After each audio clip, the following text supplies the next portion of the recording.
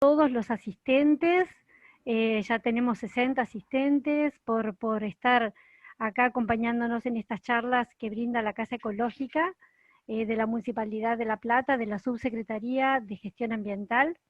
Y bueno, en esta oportunidad un lujazo con Santiago Sarandón. La charla es La agroecología, una nueva visión para la producción de alimentos.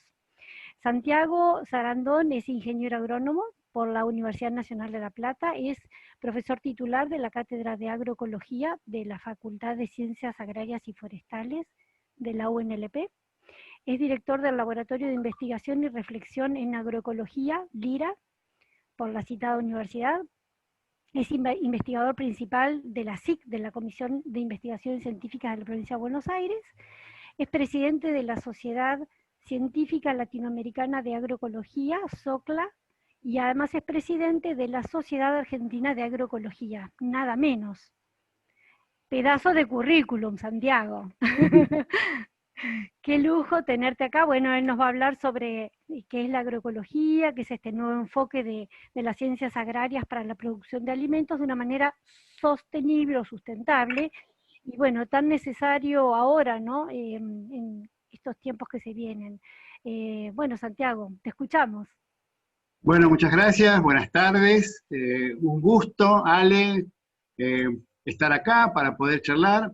Posiblemente muchas de las personas que están acá no sean agrónomas o no tengan mucho conocimiento, pero voy a intentar que se entienda el mensaje de qué se trata esto. Así que ahora voy a compartir la pantalla para que vean un PowerPoint. Voy a sacar mi video.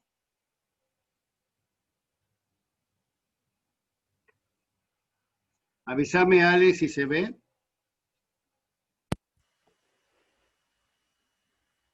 Sí, se ve. Perfecto. Bueno, un poco esta es la idea de presentar a la agroecología como una nueva manera de entender la producción de alimentos. Y primero hay que contextualizar de qué estamos hablando, ¿no? Y lo que es importante entender es cuál es la importancia de la agricultura. Y hay que entender que la agricultura es una de las actividades más importantes para los seres humanos, porque produce, entre otras cosas, alimentos, fibras y energía, además otros servicios ecológicos esenciales, ¿no? Los sistemas agropecuarios generan otras cosas, y para muchos países como el nuestro, son una fuente de divisas cuando se venden sus productos. Por lo tanto, es una de las pocas actividades esenciales. ¿Sí? No hay muchas actividades de los seres humanos que no se puedan interrumpir. Esta es una de ellas. ¿Por qué? Porque no podemos dejar de comer. O sea, la agricultura es una actividad esencial para vivir, no para un estilo de vida, sino para vivir. Por lo tanto, no se puede interrumpir. Es algo que debe estar siempre presente. ¿Por qué? Porque hoy es la principal actividad de producir alimentos. No la única, pero sí la principal. Ahora, cuando uno analiza la agricultura, ¿qué es? Es una actividad totalmente nueva para los seres humanos. Nosotros como especie tenemos en el planeta más o menos 2 millones de años. Y recién en los últimos 10.000 años aparece la agricultura. Quiere decir que nosotros hemos vivido la mayor parte de nuestra historia sin agricultura. Los seres humanos han vivido toda su existencia sin agricultura. ¿Y qué es lo que esto significa? Que la relación con la naturaleza era totalmente diferente. Éramos cazadores-recolectores. Eso quiere decir que los seres humanos se adaptaban a la naturaleza. Comían lo que había en el lugar que estaban, perseguían rebaños, cosechaban lo que había, los frutos, los bulbos, la soja, la semilla. Es decir, no le quedaba otra al ser humano que aprender cómo eran los ritmos de la naturaleza para adaptarse a ellos. No fue una mala vida. Hay autores de libros que dicen que esa fue la edad dorada de la humanidad y que tenía mucho tiempo libre, hasta como para pintar los bisontes y las cuevas, ¿no? O sea, invertía poca energía para ir a buscar el alimento y el resto hacía otras cosas. Sin embargo, en los últimos 10.000 años cambia esto. Y los seres humanos empiezan a hacer agricultura en varias partes del mundo. ¿Qué es lo que cambia con la agricultura? Es que ya el ser humano no quiere o no está decidido a adaptarse a la naturaleza, sino que quiere comer algo que en ese lugar y en ese momento no se produce.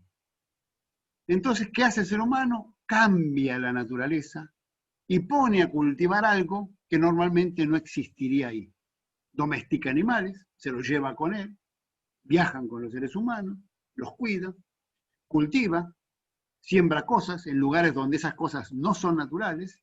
Entonces acá lo que cambia es que la agricultura significa una gran modificación del ambiente por los seres humanos. Ya los seres humanos no se adaptan al ambiente, sino que adaptan el ambiente a su servicio. Quiere decir que la agricultura, por definición, tiene una profunda influencia en la transformación de los ambientes. Tiene un profundo impacto ambiental. La agricultura por sí sola es una actividad que implica un enorme impacto ambiental. No estamos, sin embargo, discutiendo eso hoy, en general, sino la magnitud del impacto. Y para que vean más o menos de qué se trata la agricultura, fíjense, este paisaje, ¿no?, que uno mira rápidamente, si yo les preguntara, ¿esto es agricultura? La mayoría de ustedes dirían no. Pero no es que ustedes saben que no es agricultura porque reconocen las especies vegetales, estudiaron botánica, saben que no son comestibles y por eso dicen esto no debe ser un sistema agropecuario. No, hay algo mucho más básico. Acá hay una gran variabilidad. Entonces nosotros entendemos que si es muy variable, si hay muchas cosas, esto no es agricultura. Y esto, esto sí. No sé qué es, pero esto ya no es algo natural. Esto es algo que requiere la intervención del ser humano. Esto es un trigo, ¿no? Y acá empieza a percibirse no solo que la agricultura modifica a los ambientes, sino la magnitud con que lo hace. Y eso responde a una idea de lo que es la agricultura. La agricultura tiene 1000 maneras de poder hacerse. Un trigo hay 1000 maneras de sembrarlo. Sin embargo, hoy predomina en todo el mundo un modelo conceptual de lo que es la agricultura. ¿Qué es esto? Una bajísima diversidad. Esto es un invernáculo con un cultivo, pimiento, y no es una rareza de que lo único que hay dentro de ese invernáculo es pimiento. Para nosotros, que hemos nacido en esta época, nos parece normal. Bueno, esto es un modelo. La idea de cultivar solo una cosa es un modelo conceptual. Y fíjense que la importancia que tiene la agricultura como impacto, que hoy es la actividad del ser humano que ocupa más superficie sobre el planeta Tierra. Más de la mitad de toda la superficie terrestre son sistemas agropecuarios en todo el mundo. Quiere decir que tiene un enorme impacto. Ahora, uno podría preguntar, ¿esta actividad, que es tan importante para los seres humanos, es sostenible? ¿Es algo que podemos pensar que se va a perpetuar en el tiempo mucho tiempo? Y acá es interesante porque la primera impresión sería contestar que sí, porque nosotros la diferenciamos de la minería, de la extracción de petróleo, que comprendemos que son recursos finitos, que se van a acabar. Y nos imaginamos que producir plantas es algo eterno. En parte sí, en parte no. En parte sí, ¿por qué? Porque es un proceso, la fotosíntesis, que aparentemente sí es eterno, porque requiere energía solar, requiere agua, requiere dióxido de carbono, que son cosas que van a estar siempre. La energía solar no va a estar siempre, pero va a durar 5.000 millones de años, o sea, no podemos imaginar su fin. Entonces pareciera que la agricultura no tenemos problema. Sin embargo, hay cosas que necesita la agricultura que sí se gastan. Necesita nutrientes. Cada vez que usted cosecha algo, 5.000 kilos de maíz, 5.000 kilos de trigo, y lo saca del campo, en ese grano se van con ese grano nutrientes, nitrógeno, fósforo, que son la composición del grano. Imagínenselo haciendo 2.000, 3.000, 5.000, 10.000 años lo mismo. Saca 5.000 kilos, saca 5.000 kilos, saca 5.000 kilos. La pregunta es, ¿hasta cuándo? Y depende de lo que usted tenía en el campo, porque cada vez que sale, su campo se vacía. Quiere decir que entonces, si lo hacemos de una manera que no tenemos en cuenta esto, podría ser una actividad finita. también necesitamos energía. La agricultura necesita energía. Necesitamos gastar energía para poder sembrar algo. Y hoy el 86% de la energía del planeta que usan los seres humanos es fósil. Quiere decir que, cuidado. Y además necesita agua. La agricultura es la principal actividad consumidora de agua del mundo. 70% más o menos del agua que se consume es para hacer agricultura. Y además necesitamos biodiversidad. Necesitamos, y eso que lo voy a explicar después un poquito más. Quiere decir que una actividad que aparentemente sería eterna está en peligro.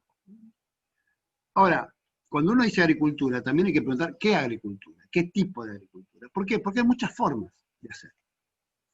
Y acá tenemos que entender que la manera de hacerlo, el tipo de cultivo, la extensión, todo, es muy importante en definir las características que va a tener y las consecuencias. Y cuando analizamos esto, tenemos que preguntarnos, bueno, ¿cuál es hoy el modelo de agricultura? ¿Es un modelo bueno o es un modelo malo? ¿Es un modelo que nos va a permitir comer durante mucho tiempo o es un modelo que empieza a preocupar? Bueno, sin duda el modelo de hoy es un modelo bastante malo. ¿Sí? Es un modelo que se basa en obtener altos rendimientos. La idea prevaleciente es rendimiento. Pero para eso el modelo requiere poner muchas cosas, lo que llamamos insumos. Usted necesita semillas mejoradas, agroquímicos, pesticidas, fertilizantes, agua, energía. De alguna manera, esta imagen representa ese modelo. Y que esto es una propaganda de una empresa. La propuesta más completa para aumentar el rendimiento de tu soja. Eso ya nos indica cuál es el motivo que mueve la agricultura. Usted tiene que aumentar el rendimiento. No importa cuánto tenga, siempre puede tener más. Pero para eso necesita semillas, tratamiento, estos son productos que se le ponen a las semillas, herbicidas, insecticidas, fungicidas, servicios y financiación. Todo un paquete. Este es el modelo. El problema es que este modelo de alto rendimiento y alta tecnología, con mucho producto, ha empezado a mostrar sus fallas. Este modelo que se enseñó y se enseña en muchas universidades y que parecía el único posible, empezó a resquebrajarse, empezó a colapsar, empezó a mostrar síntomas de que está agotado. ¿Por qué? Porque tiene dos aspectos que son graves. Uno, lo ambiental. Parece ser que es insostenible e insustentable en el tiempo. Parece ser que no podríamos mantenerlo por su degradación. Y lo otro que está apareciendo ahora es que es un modelo socialmente inaceptable. Es un modelo al cual muchas personas, muchas sociedades rechazan. No rechazan la comida, que produzca comida, rechazan el modo en que se produce esa comida y las consecuencias de eso. ¿Cuáles son las consecuencias de este modelo? ¿Qué cosas las personas, los académicos decimos, es un modelo que está produciendo problemas? Bueno, primero la pérdida de biodiversidad. Es un modelo que reduce enormemente la biodiversidad y asociado con esta pérdida de biodiversidad está la necesidad creciente de plaguicidas. Ahora le voy a explicar más. ¿Cómo es esto? El planeta Tierra tiene una enorme biodiversidad, con todas formas de vida. Eso es biodiversidad. Plantas, animales, etc. Muchas de las plantas que existen, muchas, son comestibles. Se calcula que 50.000 plantas, 50.000 especies de plantas diferentes son comestibles. Ahora, sin embargo, los seres humanos dependen prácticamente de muy pocas especies para su dieta. Acá, según la FAO, 15 cultivos, 15 cosas de las 50.000 son el 90% de lo que comemos. Y tres especies son el 50% de lo que comemos. Que son estas tres que están ahí. Maíz, esas barras horizontales son millones de toneladas por año. Los tres principales cultivos del mundo son el maíz, el trigo y el arroz. Los tres cultivos, las tres especies, estas representan el 50% de lo que consumen los seres humanos. Esto es gravísimo desde el punto de vista del riesgo. Imagínense que una peste destruyera todo el trigo. Y el 50% de los seres humanos dependen de estos tres cultivos. Y capaz que somos 7.000 millones de personas, 1.000 millones de personas morirían de hambre. Este es un modelo que ha reducido la enorme cantidad y posibilidad de cultivo a muy pocas cosas. Además, es así, ¿no? Esta es una imagen aérea de un maíz. Nadie dice, qué raro, es un maíz que está solo. No, esta es la manera que todos entendemos que se tiene que hacer el maíz. 100, 200, 300, 500 hectáreas solo de maíz, solo de un híbrido o variedad de maíz. Esto es una rareza ecológica. Es algo que no puede durar mucho tiempo. De hecho, no lo encontramos nunca en la naturaleza, algo tan extenso de una sola especie. Y ni hablemos de la soja. La soja en Argentina llegó a tener 20 millones de hectáreas. Y en Brasil 25 millones de hectáreas. Solo de soja. Nunca un cultivo ocupó tanta superficie. Una sola especie. Quiere decir que, bueno, hay un modelo conceptual que se promovió, que aún se promueve, que es una rareza biológica al disminuir enormemente la biodiversidad. Pero no solo el problema es la biodiversidad de especies, pocas especies, sino que además dentro de cada especie se ha reducido enormemente la variabilidad genética. Cuando uno analiza una especie, seres humanos, todos nosotros nos reconocemos de la misma especie. Si vamos a un recital, a una cancha, estamos en la calle, reconocemos que lo que vemos son seres humanos. Y también reconocemos que no son iguales a nosotros, somos diferentes, que podemos decir acá hay 500 personas distintas. Eso es la variabilidad genética. Todas las especies funcionan así. Los microorganismos del suelo, las bacterias, las plantas, cuando uno ve una maleza, en realidad parecen todas parecidas, son todas diferentes. ¿Para qué sirve eso? Eso le otorga a la especie una capacidad de adaptarse, esa variabilidad genética. Es lo que se llama el pool genético. Mientras más variabilidad sea, menos posibilidades hay de que una plaga arrase con todo. ¿Por qué? Porque no son todos iguales. Para las plantas cultivadas, eso es importantísimo. Pero fíjense lo que pasó. Este árbol muestra en sus ramas superiores gruesas, si yo iba a una tienda, a un negocio en Estados Unidos, y quería comprar semillas, por ejemplo, de maíz dulce, yo tenía 307 maíces para elegir. ¿Usted qué quiere sembrar? Maíz. Bueno, ¿cuál quiere? No sé, ¿qué tiene? Tengo 307 maíces distintos. 100 años después, solo hay 12 maíces. Y así con muchísimas especies. Quiere decir que hay un modelo que ha reducido enormemente la cantidad de especies y dentro de esas especies enormemente la variabilidad genética. Esto es peligrosísimo. Ecológicamente es como estar sentado sobre un volcán. Es algo enormemente riesgoso. A su vez, este modelo de agricultura, y justamente porque tiene bajísima variabilidad genética, empiezan todos los problemas de plagas. Imagínense que si usted fuera un comedor, un bicho comedor de soja, y se encuentra con 20 millones de hectáreas de soja. Listo, tiene para alimentar a usted, la familia, todo. ¿Y qué hace? Que va a crecer a un ritmo extraordinario, porque encontró un suministro casi inagotable de lo que usted consume. Bueno, eso es lo que ha pasado, y las malezas lo mismo. Entonces, es un modelo que ha generado enormes problemas con las plagas, con las malezas, etc. También con los suelos que se han degradado, contaminación de alimentos, porque al aplicar más plaguicidas se contaminan los alimentos, se contaminan las aguas, se contaminan los suelos.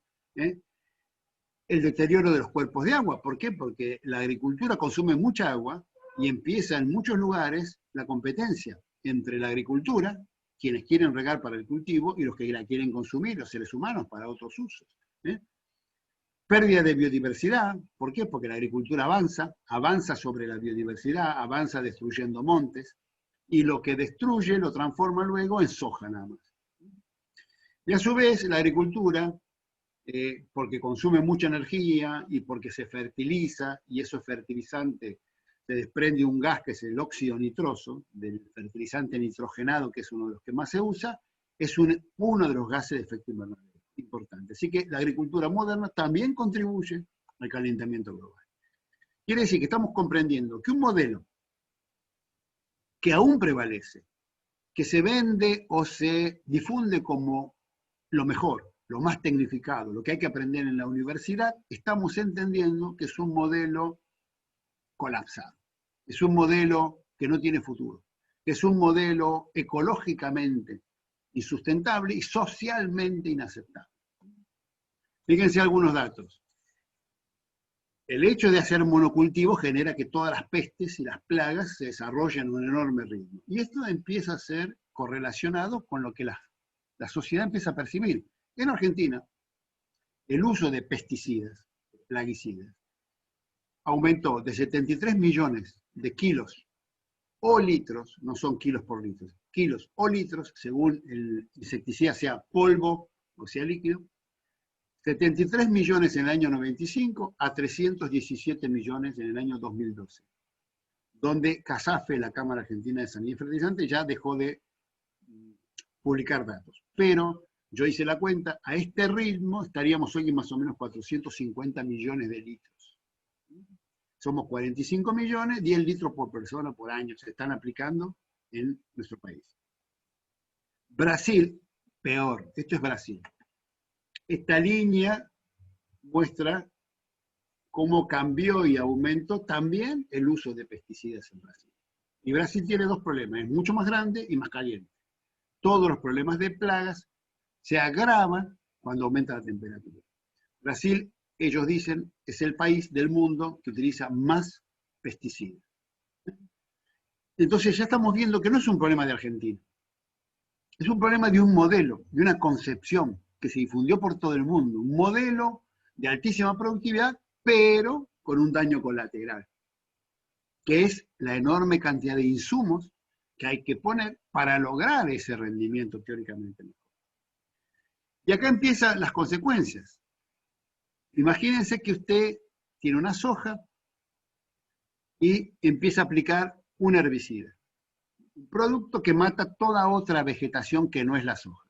Ese es el modelo argentino, el modelo, en realidad no solo argentino, el modelo de la soja transgénica. Es una soja que se le ha hecho mejoramiento y se le ha insertado un gen que le otorga a esa soja la posibilidad de aplicarle un producto que mata toda otra vegetación menos la soja.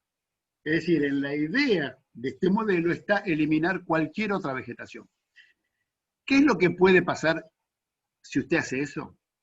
Y lo que va a pasar es que lo que usted quiere eliminar, que es la maleza, no es una sola cosa, son muchas especies que tienen alta variabilidad genética. Lo que va a empezar a hacer usted es generar lo que se llama la presión de selección. Va a empezar a favorecer la selección de formas resistentes. Y esto es lo que pasó en Argentina. Fíjense, en el año 96 acá aparece la primera especie resistente a herbicidas.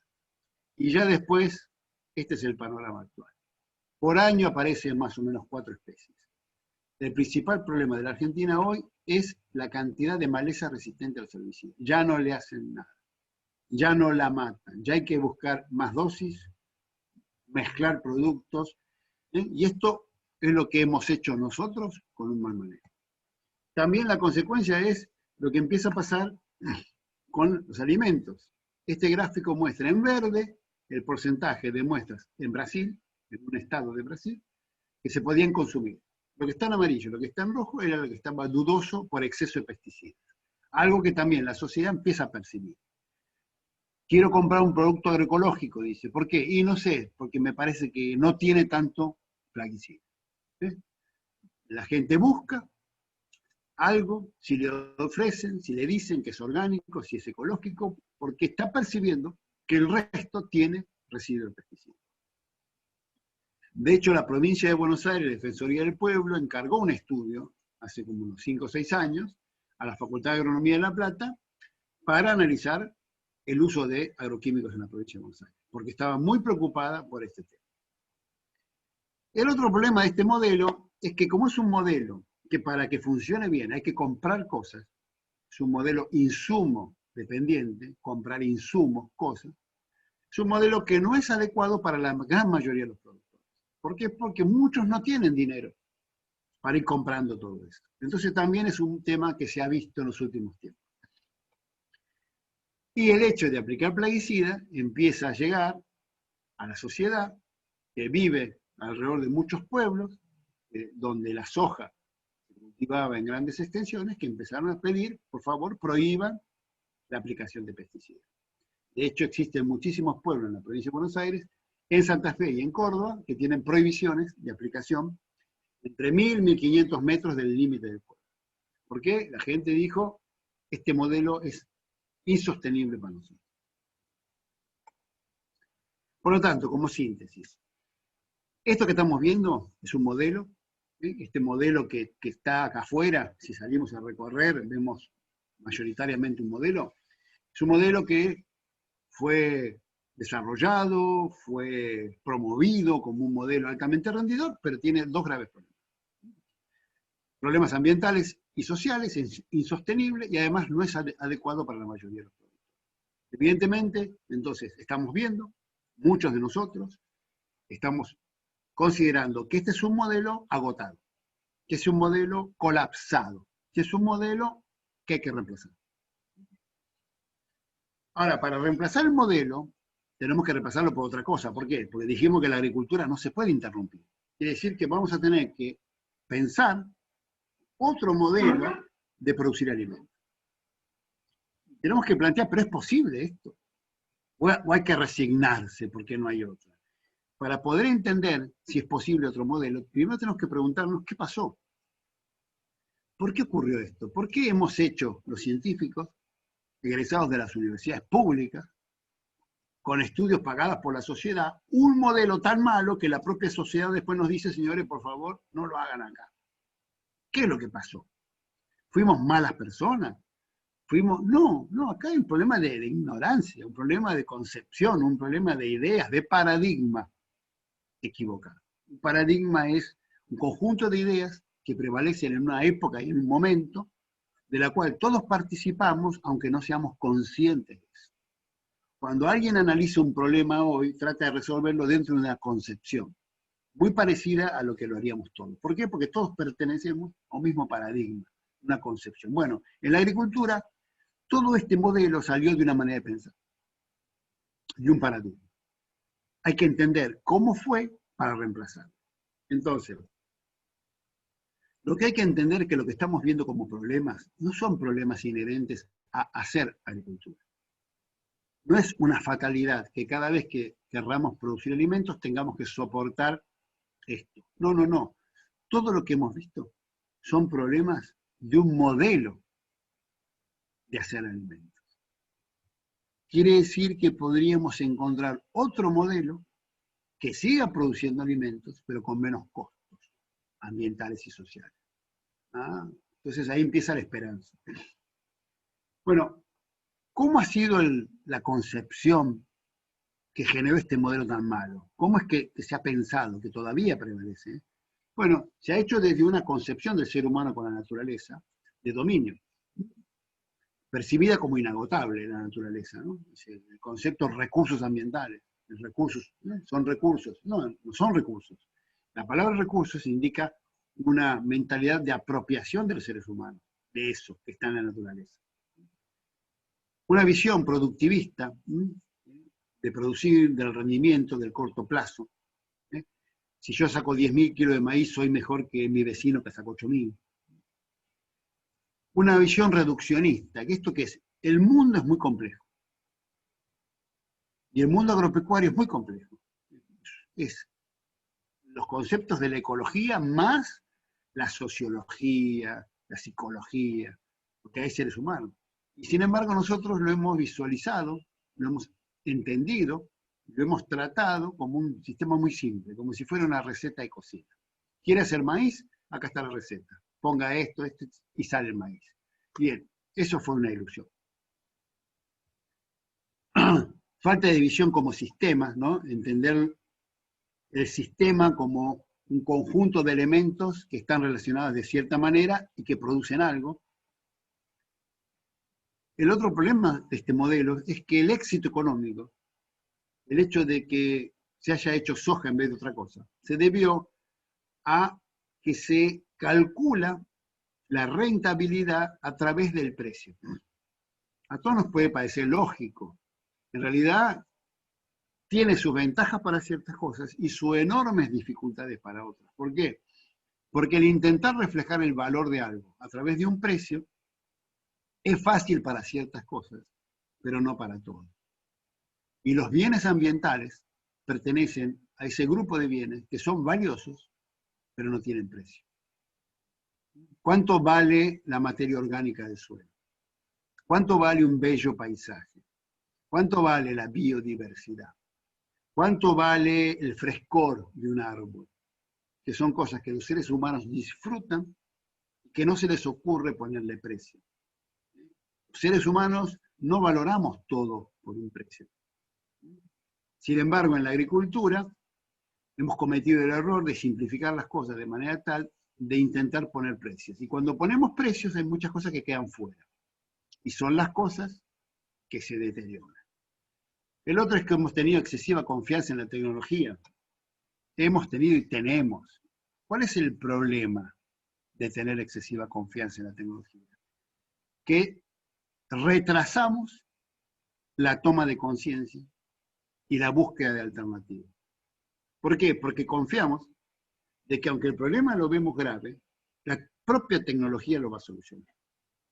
De hecho, hoy, si ustedes tienen ahí, bueno, si ustedes tienen, antes le decía yo cuando yo era más joven, decía si ustedes tienen una computadora. Hoy todo el mundo tiene o un celular y tienen Google.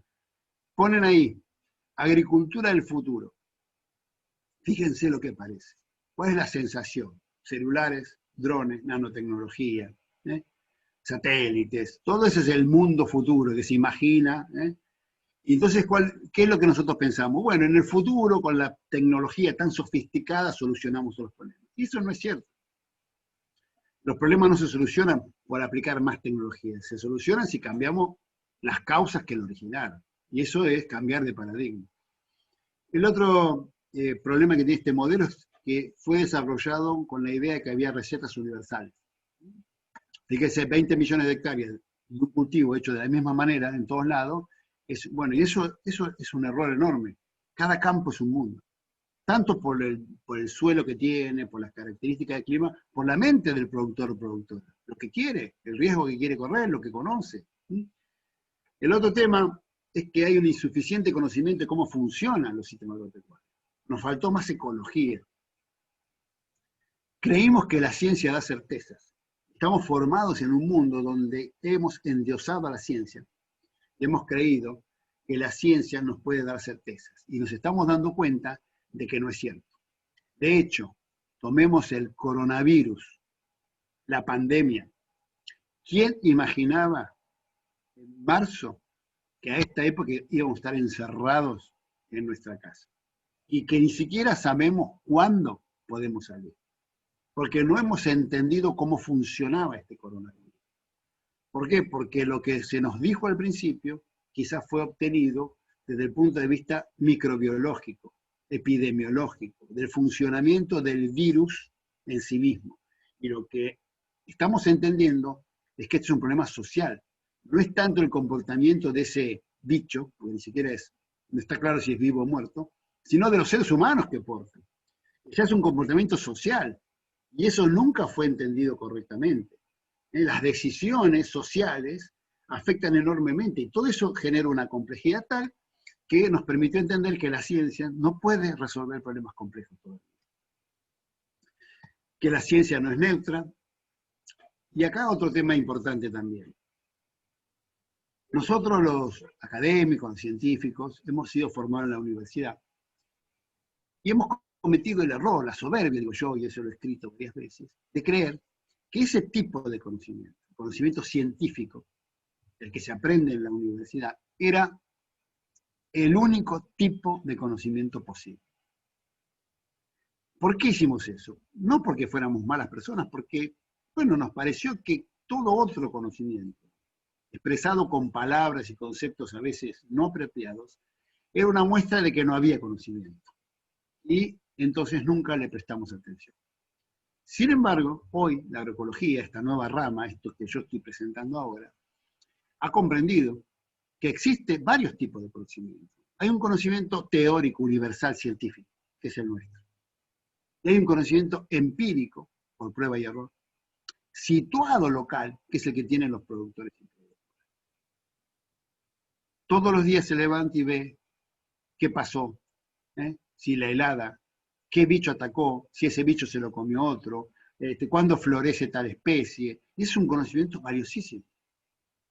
Y la agroecología lo rescata, pero todavía hay una gran presión o una gran percepción de que el único conocimiento es el científico y hemos perdido la oportunidad de rescatar ese saberes, esos conocimientos propios de los agricultores y agricultoras. También hemos cometido el error de creer que lo local no es importante porque las tecnologías eran universales y en este modelo conceptual, en este paradigma que todavía de la modernidad, de la ciencia dura, de los altos rendimientos, de un modelo altamente productivo, y lo que se enseña en las universidades es que la ética es algo bastante difuso en la formación de los profesionales. O sea, en una carrera de una ciencia como la agronomía, prácticamente la ética no tiene lugar, porque, es más, si a un profesor se le ocurriera hablar de ética, le dirían, pero eso no es para filosofía, para sociología, ¿qué tiene que ver la ética? Bueno, que gran parte de la sociedad nos esté cuestionando, evidentemente falló algo que tiene que ver con lo correcto, lo que debe ser. Necesitamos entonces otro nuevo modelo, un nuevo paradigma. Esto no se arregla con dosis, no se arregla con distancia, no se arregla con tirar menos, no, acá se requiere cambiar totalmente. Y este paradigma implica entender que lo que nosotros como seres humanos necesitamos ahora es una agricultura sostenible, AS quiere decir esto, que es algo equidistante, ¿no?, de objetivos económicos productivos. Por supuesto que hay un objetivo económico, alguien que decide hacer una actividad agropecuaria es porque quiere ganar dinero, entre otras cosas, quiere producir, pero también hay objetivos ambientales, conservar el suelo, la biodiversidad, el agua, la energía, otros seres, y socioculturales, socialmente aceptables, que lo que yo hago, la manera en que lo hago, no perjudique a mí mismo, no violente mis principios, mi forma de vida, ni a mis vecinos o a la gente que vive en este lugar. Quiere decir que ahora lo que necesitamos es como una idea de agricultura mucho más compleja. Se acabó la idea del rendimiento como única variable, ya hay que, para que dure en el tiempo, unir todas estas preocupaciones. Y entender además que los sistemas agropecuarios, estas son como esferas, la producción de alimentos, de lo que está en el medio, es solo un producto de los sistemas agropecuarios.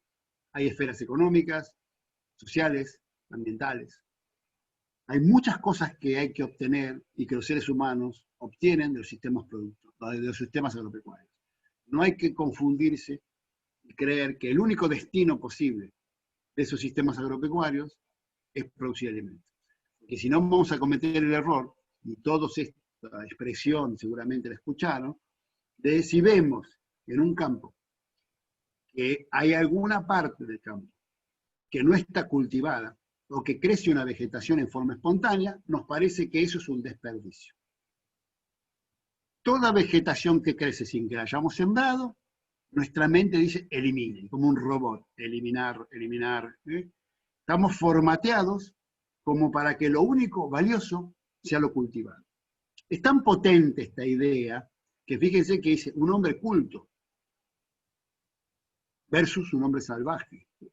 Cultivar, culto, cultura, todo eso tiene que ver con lo contrario, que es lo silvestre, lo salvaje, lo natural. Sin embargo, gran parte del funcionamiento de los sistemas agropecuarios está en eso que no está cultivado, que no es malo en sí mismo. árboles, vegetación, etc. Así que aquí hay una esfera muy interesante. Y es donde aparece la agroecología. La agroecología es esto. La agroecología es esto que intento mostrarles, que es como esta nueva manera de pensar. Yo soy profesor titular de agroecología, una materia que hace 20 años que dicto en la Facultad de Agronomía de La Plata como una materia obligatoria. Esto fue una revolución en nuestra facultad de cambiar esto. Decir, señores agrónomos y señoras, ya no se pueden recibir con esa misma mentalidad. Necesitan una capacidad, un modelo conceptual para hacer y cultivar cosas y manejar esos sistemas agropecuarios que tengan que ver con un nuevo paradigma, que es la agroecología. Es un nuevo campo de conocimiento, es una nueva manera de mirar, nuevas lentes que permiten ver cosas que si no, no se ven, más ecológico, con valores éticos, más social. Esto es la agroecología. ¿Qué busca la agroecología? Me faltarán unos 10 minutos. No tiene recetas universales, no tiene listas de cosas que hay que hacer, ni prácticas, sino tiene como grandes ideas. Pues lo que hay que buscar es que la producción sea eficiente y rentable a largo plazo. Y tratar de considerar todos los costos ocultos que decimos, ¿no? Si se deteriora el suelo, ese modelo no es tan rendidor, no es tan rentable, porque usted tendría que calcular el costo de ese suelo. Bajar el riesgo. Hay muchos productores, cuando uno habla con ellos, que si pudieran expresar lo que quieren, no todos dirían quiero obtener el máximo rendimiento posible. Eso es un mito. Muchos dicen yo quiero tranquilidad. Yo quiero un sistema donde la posibilidad de perder sea mínima. Prefiero un sistema menos rendidor pero más estable. Y bueno, y a veces nosotros como agrónomos no sabíamos eso y siempre creíamos que lo que teníamos que ofrecerle al productor era el máximo rendimiento y la máxima tecnología. Así que también hay que cambiar eso. Que los recursos naturales se degraden al ritmo que se recuperan, por ejemplo, la materia orgánica. La materia orgánica fluye en valores, baja y sube. Yo la puedo gastar y la puedo reponer. Aumentar la biodiversidad, tratar de emitir residuos al ambiente de acuerdo a su capacidad de asimilarlos, depender menos de insumos externos, hacer un uso más eficiente de la energía, porque la energía es escasa y es fósil. ¿Y cómo es que la agroecología pretende hacer eso? Bueno, el secreto parece ser, para evitar aplicar plaguicidas, en esta cantidad enorme que vimos que Argentina y Brasil subieron, tenemos que bajar eso porque eso tiene dos problemas. Es caro y peligroso. ¿Con qué reemplazamos entonces esos plaguicidas? Opción 1, con otro producto que los mate estos bichos, pero menos tóxico. Bien, no está mal, bien, pero usted sigue eliminando la biodiversidad. Pero hay otra posibilidad. Usted puede dejar de usar un plaguicida si lo reemplaza con un proceso ecológico. ¿Cómo? ¿Cómo? ¿Me lo repite? Sí, sí.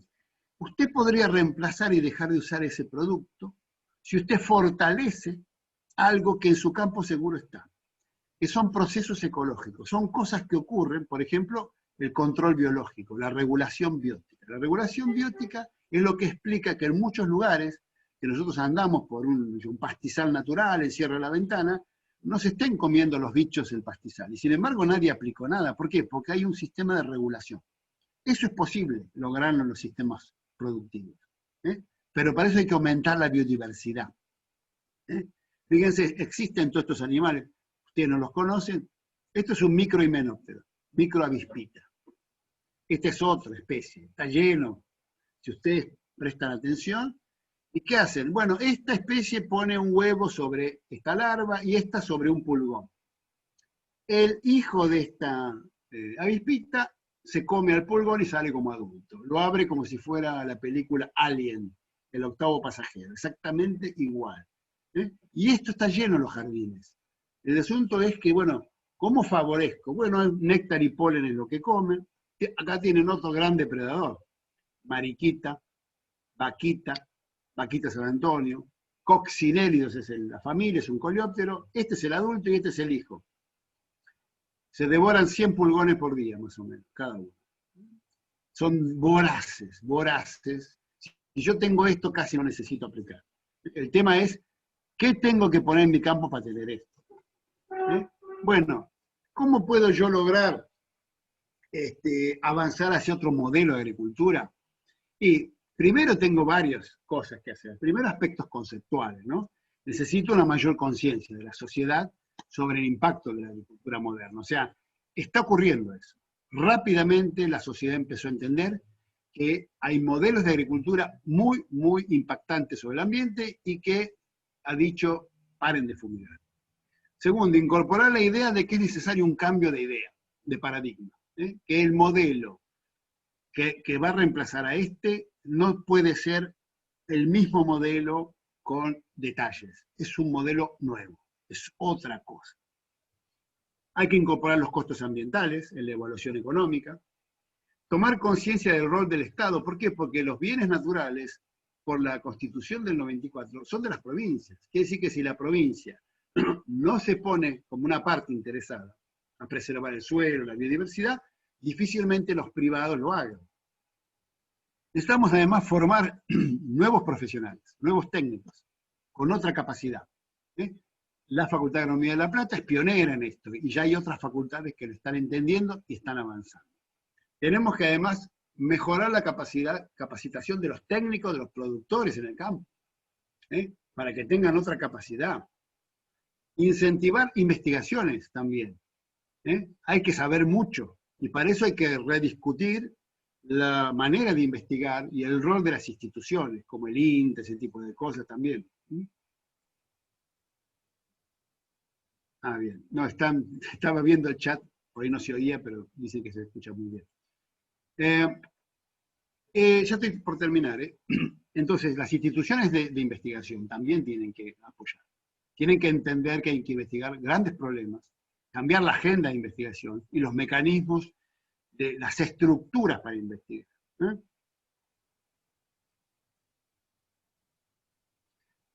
El otro punto también tiene que ver ya con otro actor, que es el de los consumidores.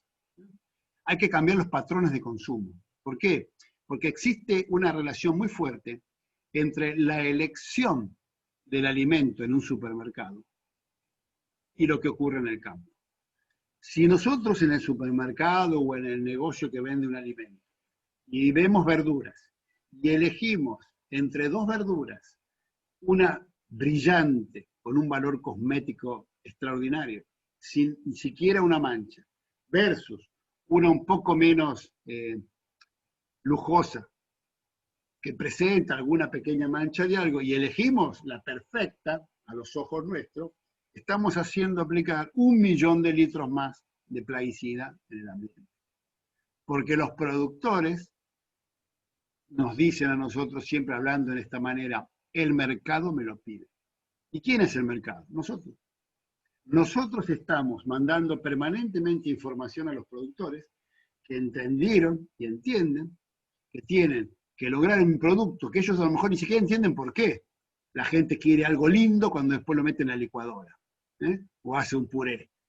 Pero la gente elige eso y hay que darles eso. Y eso implica un esfuerzo enorme para algo que no estamos hablando de valor nutritivo, estamos hablando de algo visual. Por eso hay que cambiar el patrón. Para eso hay que tener información. ¿Por qué? Porque un consumidor tiene que entender que 2 manzanas no son iguales, que la forma en que se produjeron generan cambios muy importantes y que elegir una o la otra tiene consecuencias. También hay que promover el acceso de la población a alimentos sanos como un derecho y no como un nicho de mercado. O sea, no puede ser que coman bien los que puedan pagar un producto orgánico o agroecológico. No debiera haber 2 productos, debiera haber un solo producto que es un producto bien hecho, sin riesgos, con precios razonables.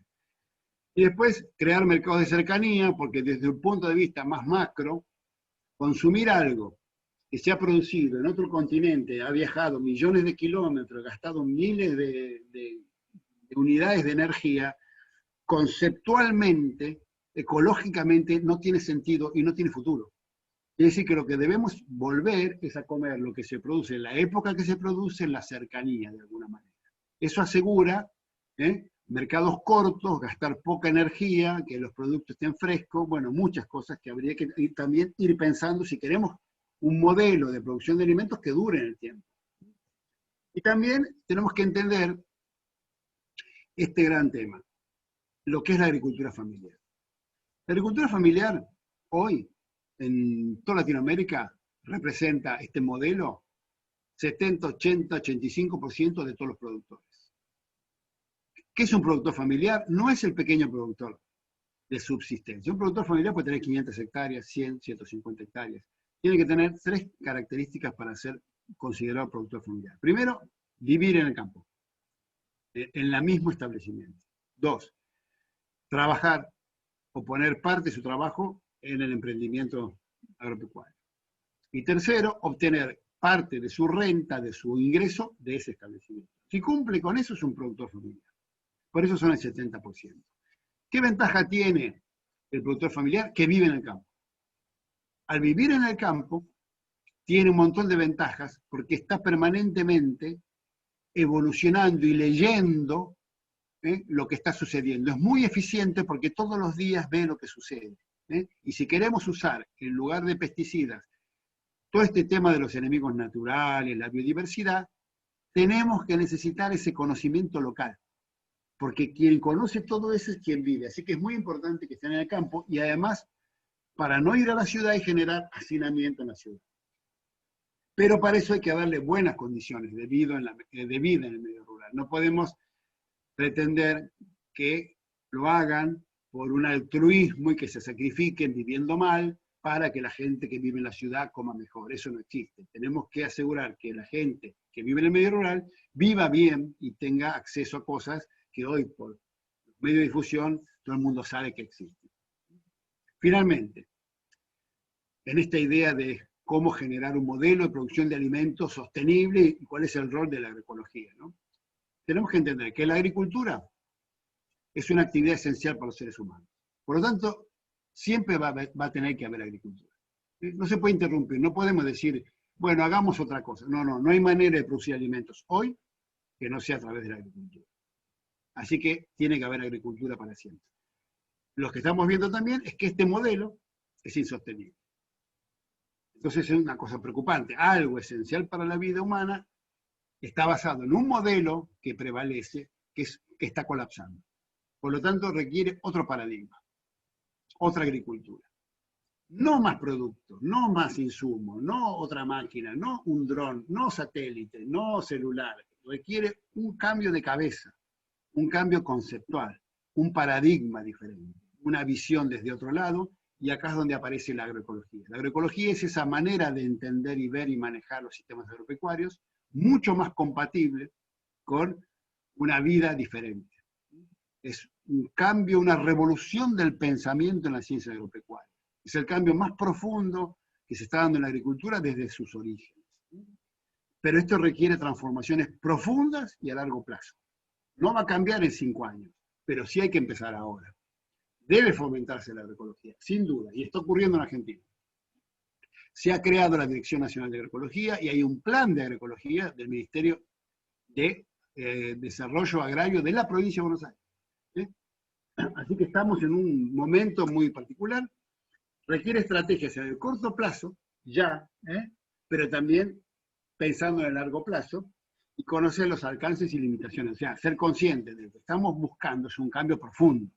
No es algo que se arregla con una tecnología, ni con aplicar un poquito más de fertilizante, ni con un bio preparado.